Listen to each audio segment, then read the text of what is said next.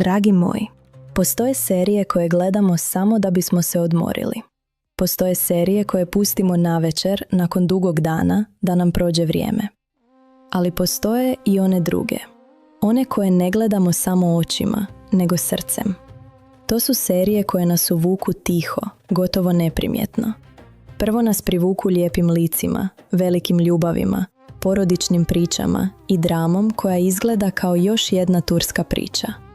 A onda, epizodu po epizodu, shvatimo da više ne gledamo samo seriju. Počnemo živjeti s tim likovima.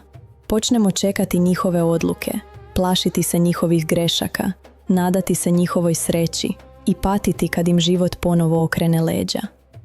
Turske serije imaju poseban dar.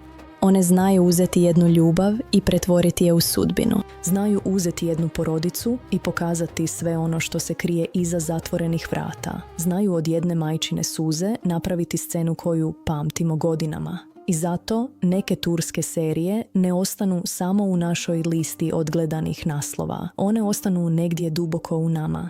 U ovom videu pričamo upravo o takvim serijama, o onima koje će vam slomiti srce, o serijama koje nisu uvijek lake za gledanje, ali ih je nemoguće zaboraviti. Neke su nas rasplakale zbog ljubavi, neke zbog porodice, neke zbog nepravde, a neke zato što su nas podsjetile da život, baš kao i serija, nekad ne daje sretan kraj onda kada ga najviše očekujemo. Krenimo redom.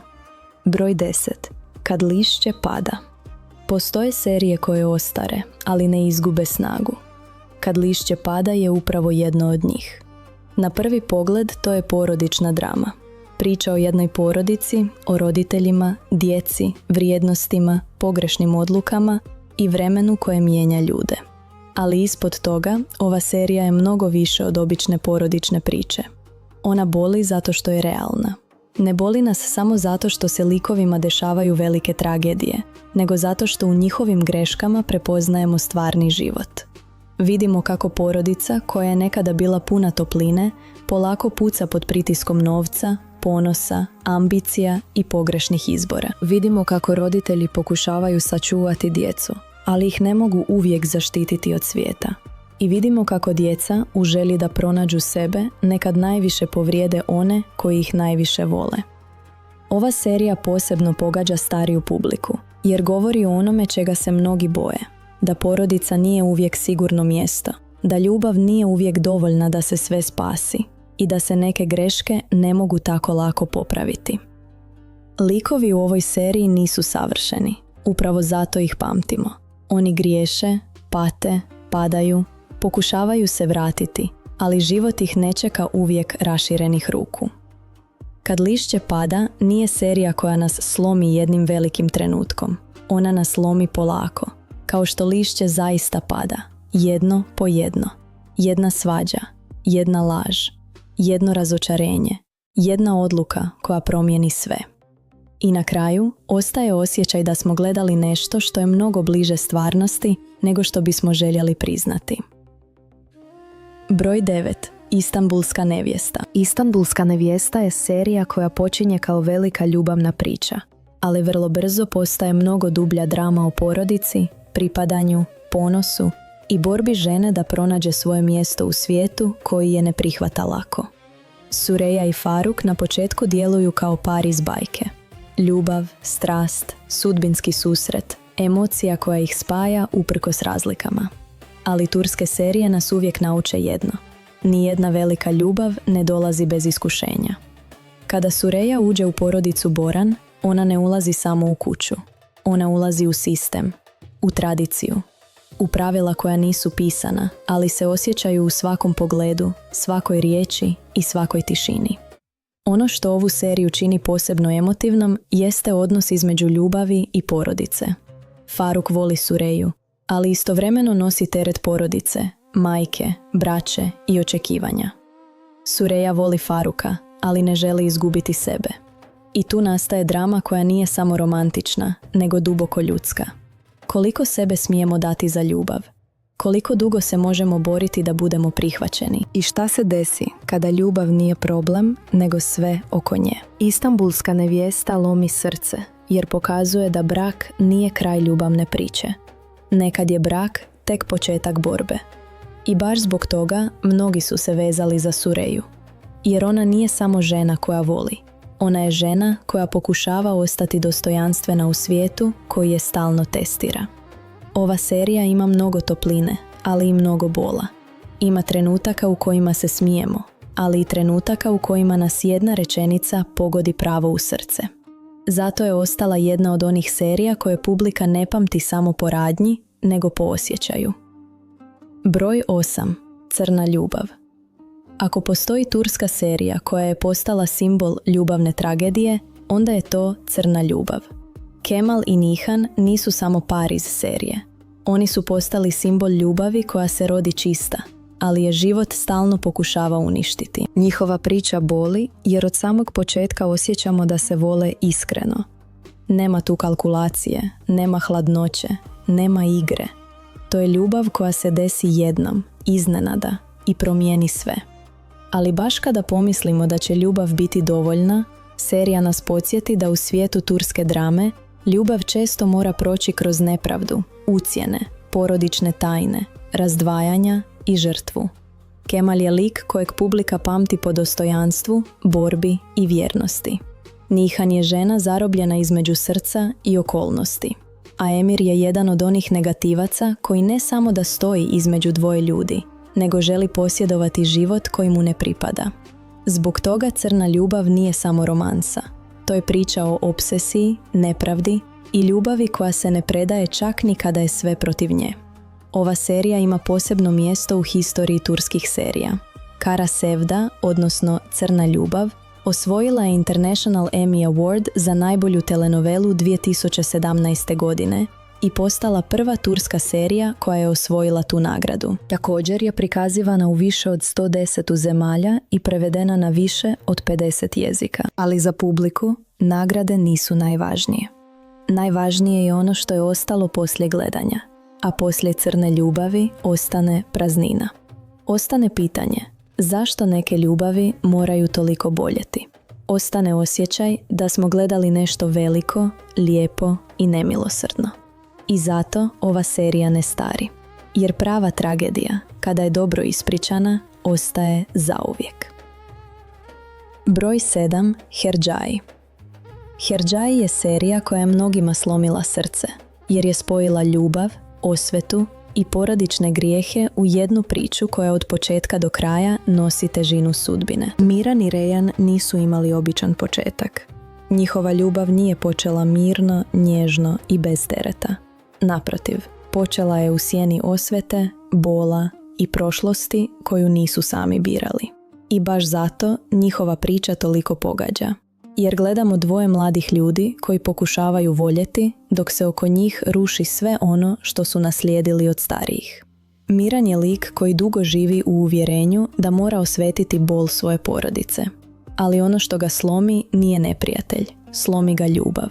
Rejan svojom dobrotom i snagom postaje osoba koja mu pokaže da istina nije uvijek ono što su mu govorili. I tu je srce ove serije. Čovjek koji je odrastao na mržnji mora naučiti kako se voli. Rejan je s druge strane jedan od onih ženskih likova koje publika ne zaboravlja. Ona nije snažna zato što nikad ne plače. Snažna je zato što plače, ali ne odustaje. Snažna je zato što je povrijeđena, ali ne dozvoljava da je bol pretvori u isto ono što je uništilo druge. Herdžai boli jer pokazuje koliko porodične tajne mogu uništiti generacije. Jedna laž ne ostane samo laž. Ona postane rana, postane sudbina, postane teret koji nose i oni koji nisu krivi. I zato ova serija nije samo priča o Miranu i Rejan. To je priča o tome koliko prošlost može zarobiti ljude koji samo žele živjeti drugačije. Broj 6. Sila. Sila je jedna od onih serija koje su se duboko urezale u pamćenje balkanske publike. To je priča o ženi, porodici, tradiciji, ljubavi i borbi za vlastiti život. Sila je lik koji odmah izaziva emociju. Ona nije samo junakinja romantične drame. Ona je žena koja se nađe između dva svijeta.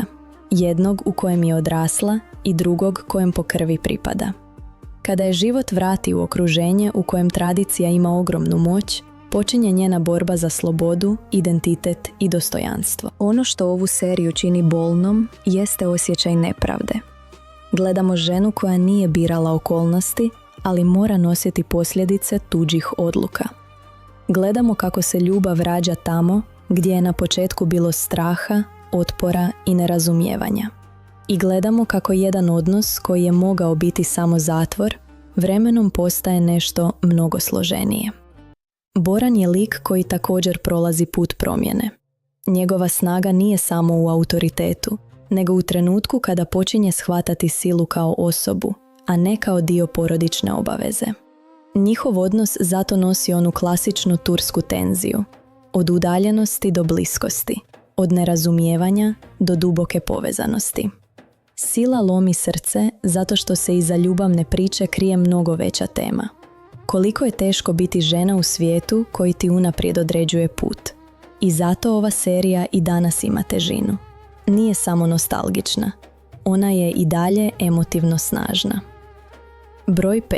Fatmagulina krivica. Ovo je jedna od najtežih, ali i najvažnijih turskih serija. Fatmagulina krivica nije serija koja se gleda lako. Ona nosi veliku bol, nepravdu i borbu jedne žene da ponovo pronađe sebe nakon što joj život bude uništen tuđim postupcima. Fatmagul je lik koji gledalac ne može posmatrati ravnodušno. Njena tišina, njen strah, njena bol i postepeno vraćanje snage čine ovu seriju jednom od najemotivnijih turskih drama.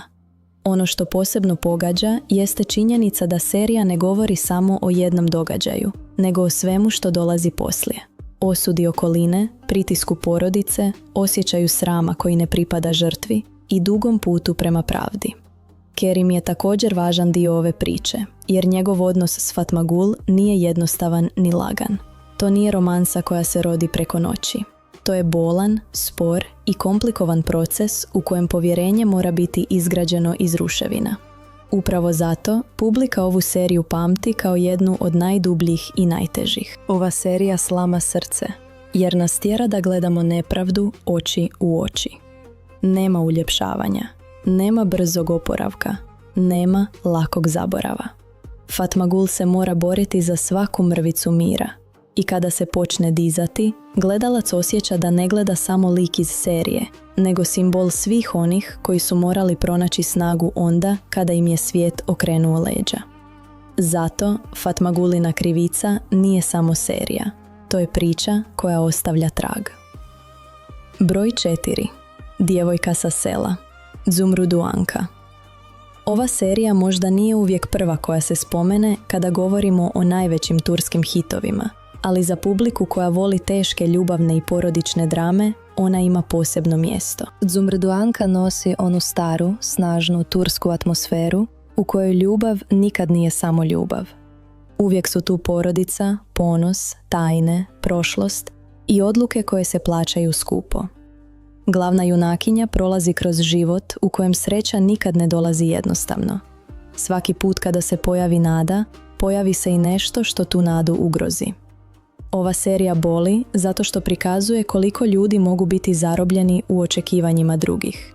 Nekad nas ne uništi neprijatelj, nego porodica koja misli da zna šta je najbolje za nas. Nekad nas ne slomi nedostatak ljubavi, nego činjenica da ljubav postoji, ali je ne možemo živjeti slobodno. Zumrut je lik koji nosi mnogo tuge u sebi.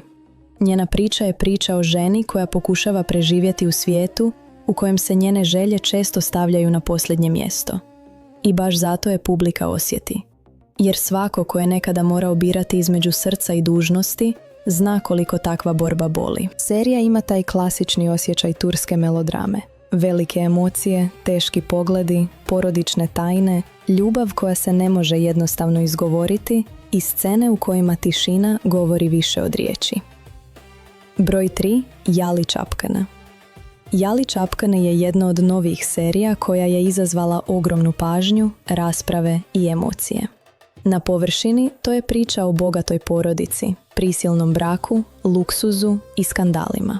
Ali ispod svega toga krije se mnogo bolnija priča o djevojci koja pokušava pronaći glas u svijetu gdje drugi odlučuju umjesto nje. Seiran je lik koji je publika brzo zavoljela jer u njoj postoji prkos, ranjivost i snaga. Ona nije savršena, ali je živa. Bori se, pada, ljuti se, plače, voli i pokušava ne izgubiti sebe. Ferit, s druge strane, počinje kao razmaženi nasljednik koji ne razumije težinu svojih postupaka. Njihov odnos je pun sukoba, bola, hemije, razočarenja i trenutaka u kojima publika ne zna da li želi da ih zagrli ili da ih razdvoji. Imala je 3 sezone, a radnja se vrti oko prisilnog braka, porodičnih tajni, laži i obmana. Ono što ovu seriju čini posebno bolnom jeste to što ljubav između Seiran i Ferita nikad nije jednostavna. Kada pomislimo da su se konačno približili, prošlost, porodica ili njihove vlastite greške ponovo ih povuku unazad. Seiran često djeluje kao djevojka koja mora biti jača nego što bi iko u njenim godinama trebao biti. I zato publika reaguje toliko emotivno. Jali Čapki ne lomi srce jer prikazuje ljubav koja ima hemiju, ali nema mir. A nekad upravo takve ljubavi najviše bole. Broj 2. Daleki grad. Daleki grad je jedna od onih novijih serija koje su vrlo brzo pronašle put do publike. I nije teško razumjeti zašto. Ova serija ima sve ono što fanovi turskih drama vole. Snažnu žensku junakinju, moćnu porodicu, teške odluke, tajne, bol, ljubav koja se razvija pod pritiskom i atmosferu koja stalno nosi osjećaj opasnosti. Alija je lik koji odmah privlači pažnju. Ona nije samo žena koja dolazi u nepoznat svijet. Ona je žena koja mora preživjeti u svijetu koji je ne dočekuje nježno. Njena snaga nije glasna na početku. Ona se gradi kroz bol, kroz šutnju, kroz poglede, kroz odluke koje mora donijeti i onda kada joj srce govori drugačije. Džihan je s druge strane lik pun težine. On nije obični romantični junak. On nosi porodicu, prošlost, odgovornost i unutrašnji sukob. I upravo zato njegov odnos s Alijom nije lagana ljubavna priča. To je odnos koji raste kroz nepovjerenje, bol, zaštitu, ponos i sve one sitne trenutke u kojima se vidi da srce počinje govoriti prije riječi. Daleki grad može slomiti srce, jer nas podsjeća da ljubav nekad ne dolazi u mirnim okolnostima. Nekad dođe usred haosa. Nekad se rodi tamo gdje niko nije planirao. Nekad se dvoje ljudi počnu razumijevati tek onda kada shvate koliko su oboje ranjeni. Posebno je snažno to što ova serija, iako nova u odnosu na klasike, već ima onaj osjećaj velike turske drame. Porodica nije samo pozadina, ona je sila. Ljubav nije samo romansa, ona je rizik, a svaka odluka ima posljedice. Zato Daleki grad zaslužuje mjesto na ovoj listi. Jer ako nastavi ovim putem, mogao bi postati jedna od onih serija o kojima će se pričati godinama. Broj 1. Crvene ruže. Kızıl Goncalar. Na prvom mjestu je serija koja ne slama srce samo ljubavnom pričom, nego mnogo dubljim pitanjima. Crvene ruže je serija koja dira porodicu, vjeru, uvjerenja, odgoj, majčinstvo, slobodu i sudar dva potpuno različita svijeta. Ova serija je posebna jer nema samo jednu emociju. Ona istovremeno izaziva tugu, ljutnju, razumijevanje, nelagodu i saosjećanje. Likovi nisu jednostavni.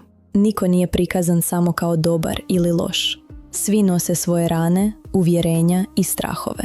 I baš zato priča djeluje snažno. Merijem je jedan od onih likova koji nose tihu bol. Njena borba nije samo vanjska. Ona je duboko unutrašnja. To je borba žene koja voli svoje dijete, ali živi u svijetu gdje ljubav nije uvijek dovoljna da zaštiti ono najvažnije. Zeynep, kao mlađa generacija, nosi drugi sloj priče. Pitanje slobode, izbora i prava da sama odluči ko želi biti. Levent donosi potpuno drugačiji pogled na svijet. I upravo u susretu tih različitih svjetova nastaje drama, koja nije samo televizijska, nego društvena. Crvene ruže ne pokušavaju samo rasplakati publiku. One pokušavaju natjerati publiku da razmišlja. Zato ova serija može slomiti srce na drugačiji način. Ne samo zato što se pitamo hoće li se neko voljeti ili rastati, nego zato što se pitamo koliko djece živi živote koje nisu sama birala, koliko majki šuti da bi preživjela, koliko porodica nosi bol iza zatvorenih vrata. I upravo tu je snaga ove serije. Ona ne udara samo na romantiku, ona udara na savjest. Dragi moji, to je bilo 10 turskih serija koje će vam slomiti srce. Naravno, ova lista može imati još mnogo naslova. Turske serije su nas godinama učile da ljubav nije uvijek jednostavna, da porodica nije uvijek sigurno utočište i da najjači likovi nisu oni koji nikada ne padnu, nego oni koji se podignu i onda kada ih život potpuno slomi. Neke od ovih serija volimo zbog ljubavi, neke zbog tuge, neke zbog likova koji su nas podsjetili na nas same, a neke zato što su nam pokazale da televizijska priča, kada je dobro napisana i iskreno odigrana, može ostati u srcu dugo nakon posljednje epizode. Sada vi pišite u komentarima, koja turska serija je vama najviše slomila srce? Da li je to bila Crna ljubav, Fatmagulina krivica, Sila, Daleki grad, Crvene ruže ili neka potpuno druga serija?